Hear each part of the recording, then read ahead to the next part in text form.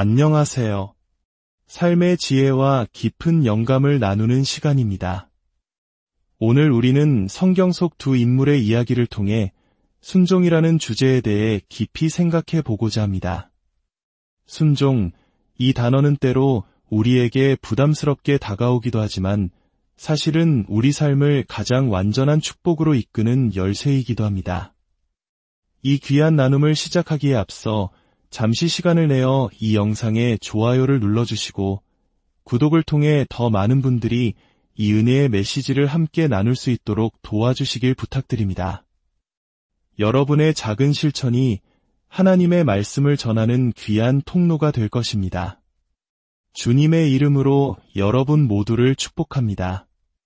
저는 하나님의 능력이 제 삶을 송두리째 바꾸는 것을 직접 목격했기에 이 자리에 서서 말씀을 나눕니다.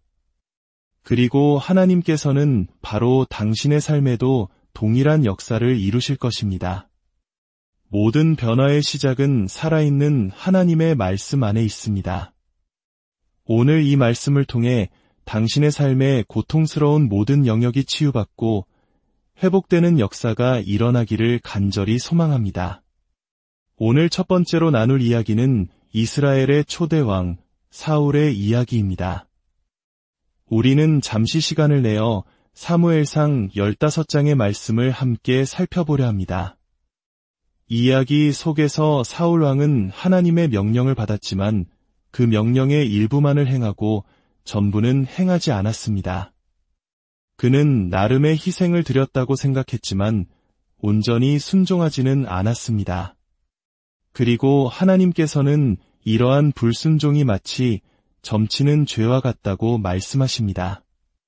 하나님의 말씀을 온전히 따르지 않는 것, 그것이 얼마나 무서운 결과를 낳는지 우리는 사울의 이야기를 통해 깨닫게 될 것입니다.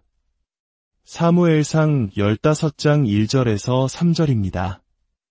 사무엘 선지자는 하나님의 뜻에 따라 사울에게 기름을 부어 왕으로 세운 사람이었습니다. 그는 오랜 시간 사울과 함께하며 그를 지도했습니다.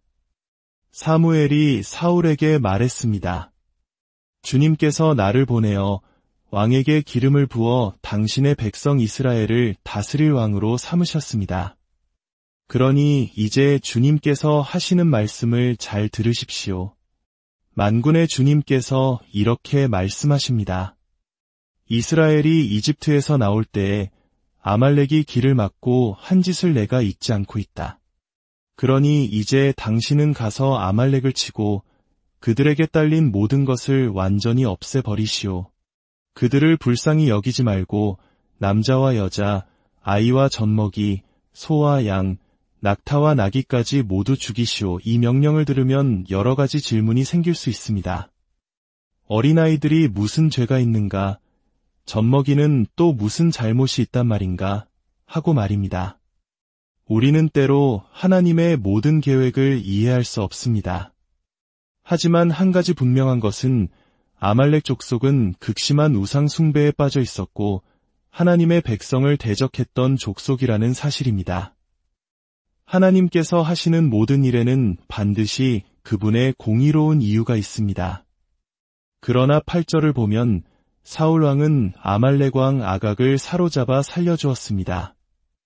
하나님께서는 모든 것을 진멸하라고 하셨지만 그는 왕을 살려두었습니다. 다른 백성들은 칼로 모두 죽였지만 말입니다. 9절은 더욱 충격적입니다. 그러나 사울과 그의 군대는 아각뿐만 아니라 양과 소 가운데서도 가장 좋은 것들과 기름진 것들, 그리고 어린 양들과 좋은 것들은 모두 아깝게 여겨 없애지 않고 쓸모없고 값없는 것들만 골라서 없애버렸다. 아마 그들의 생각에는 말이 되지 않았을 겁니다. 이렇게 좋은 양과 소를 왜 죽여야 하는가? 하지만 바로 그 생각이 문제였습니다.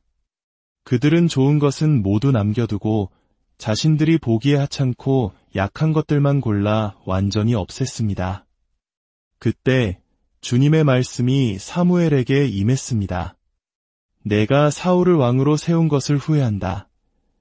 저는 하나님께서 제 삶을 보시며 내가 저 사람에게 이 사역을 맡긴 것을 후회한다고 말씀하시는 일이 결코 없기를 매일 기도합니다. 하나님께서 저를 이 자리에 세우신 것을 혹은 제게 허락하신 그 어떤 것도 후회하시지 않기를 바랍니다. 주님께서 말씀하셨습니다. 그가 나에게서 등을 돌리고 나의 명령을 따르지 않았기 때문이다. 이 말씀을 들은 사무엘은 괴로워서 밤새도록 주님께 부르짖었습니다. 사무엘은 사울에게 쏟았던 그 모든 시간이 물거품이 되는 것 같아 마음이 아팠던 것입니다. 이튿날 아침 일찍 사무엘이 사울을 만나러 갔을 때 그는 놀라운 소식을 듣게 됩니다. 사울이 갈멜이라는 곳에 가서 자기 자신을 위하여 기념비를 세웠다는 것입니다. 이 한 구절에서 우리는 사울의 마음속에 교만이 가득 찼음을 알 수 있습니다. 교만한 사람은 더 이상 하나님의 음성을 듣지 않고 자신이 원하는 대로 할 수 있다고 생각합니다. 로마서 12장에서 성경은 말합니다. 마땅히 생각할 그 이상의 생각을 품지 말라. 진정한 리더는 우두머리가 아니라 섬기는 종입니다. 많은 리더들이 자신이 권위를 가졌다는 이유로 사람들을 함부로 대하고 군림하려고 합니다. 그러나 우리는 섬김의 본을 보여야 합니다. 사울은 자기 자신을 위해 기념비를 세웠습니다. 얼마나 어리석은 일입니까? 교만은 사탄을 타락시킨 바로 그 죄이며 우리 역시 교만의 유혹에서 자유로울 수 없음을 기억해야 합니다. 우리가 다른 사람을 비판하고 판단하기 시작할 때 바로 그때가 우리 마음을 점검하며 스스로에게 물어야 할 때입니다. 내가 누구이기에 감히 다른 사람을 판단하는가? 사무엘이 사울에게 다가가자 사울은 너무나도 뻔뻔하게 말했습니다. 주님께서 선지자님께 복 주시기를 빕니다. 저는 주님의 명령을 다 실행했습니다. 그는 얼굴색 하나 변하지 않고 거짓말을 했습니다. 그러자 사무엘이 물었습니다. 그렇다면 내 귀에 들리는 이 양의 울음소리와 소의 울음소리는 무엇입니까? 사울은 대답했습니다. 그것은 군인들이 아말렉 사람들에게서 끌고 온 것입니다. 보십시오. 그는 다른 사람에게 책임을 떠넘기고 있습니다. 이것이 바로 아담과 하와 때부터 시작된 인류의 죄된 본성 아닙니까? 아담은 하나님께서 저에게 주신 저 여자가 라며 하와를 탓했고 하나님까지 원망했습니다. 사울은 계속해서 변명했습니다. 군인들이 선지자님의 주 하나님께 제물로 바치려고 양과 소 중에서 가장 좋은 것들을 남겨둔 것이고 나머지는 우리가 다 없애버렸습니다. 그는 마치 하나님을 위해 좋은 일을 한 것처럼 자신을 포장했습니다. 이것이 바로 자기 기만의 무서움입니다. 스스로 속고 있는 사람은 자신이 속고 있다는 사실조차 알지 못합니다. 그리고 속임수에 깊이 빠질수록 진실을 말해주는 사람의 목소리에 귀를 닫게 됩니다. 사탄은 속이는 자이며 성경은 마지막 때에 큰 미혹이 있을 것이라고 경고합니다. 우리가 마지막 때를 살아가고 있다고 믿는다면 우리를 속이려는 유혹 또한 그 어느 때보다 강력하다는 것을 알아야 합니다. 때로는 하나님의 명령이 우리의 이성으로는 이해되지 않을 때가 많습니다. 제가 처음 말씀을 가르치라는 부르심을 받았을 때도 마찬가지였습니다. 저는 신학 교육을 받은 적도 설교를 작성하는 법을 배운 적도 없었습니다. 성경 지식도 턱없이 부족했습니다. 인간적인 눈으로 보면 말이 되지 않는 상황이었습니다. 하지만 믿음으로 첫걸음을 내디뎠을 때 하나님께서는 필요한 것을 채워주셨습니다. 또 한 걸음을 내딛자 하나님께서는 또 필요한 것을 주셨습니다. 그래서 고린도전서 1장은 하나님께서 세상의 약한 것들을 택하사 강한 것들을 부끄럽게 하려 하시며 라고 말씀하는 것입니다. 하나님께서는 아무도 선택하지 않을 것 같은 사람들을 택하여 사용하십니다. 그래야만 사람들이 그 일을 보며 이것은 분명 하나님께서 하신 일이다 라고 인정할 수밖에 없기 때문입니다. 저 또한 사울과 같이 부분적인 순종으로 하나님을 시험했던 경험이 있습니다. 하나님께서 제게 직장을 그만두고 말씀 연구에 전념하라고 하셨을 때 저는 두려웠습니다. 당시 저희 가정은 제 월급이 없으면 당장 다음 달 공과금을 낼 수 없는 형편이었습니다. 그래서 저는 하나님의 말씀과 타협하여 정규직 대신 시간제 일자리를 구했습니다. 하나님, 제가 정규직을 포기하는 희생을 할 테니 혹시 하나님께서 저를 돕지 않으시더라도 최소한의 안전장치는 마련해 두겠습니다. 이것이 바로 사울의 마음 아니었을까요? 우리 모두는 하나님을 믿는다고 말하면서도 만일의 사태를 대비한 플랜 B를 가지고 싶어 합니다. 결과는 어땠을까요? 저는 그 시간제 직장에서 해고당했습니다. 그것도 아주 초자연적인 방식으로 말입니다. 제가 만지는 기계마다 고장이 났고 결국 그곳에서 쫓겨나게 되었습니다. 나중에 알고 보니 그 사무실의 관리자는 주수를 행하는 사람이었습니다. 돌이켜보면 하나님께서는 저를 그곳에서 건져내시기 위해 모든 상황을 주관하셨던 것입니다. 그 일을 통해 저는 뼈저리게 깨달았습니다.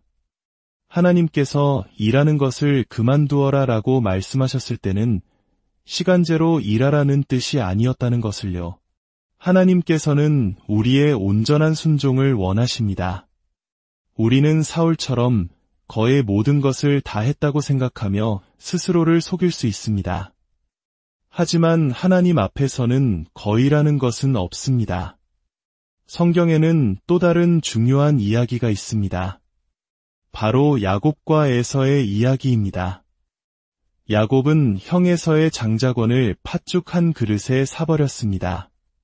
당시 장자권은 아버지가 남긴 유산의 2배를 상속받고 가문의 영적 지도자가 되는 막중한 권리였습니다.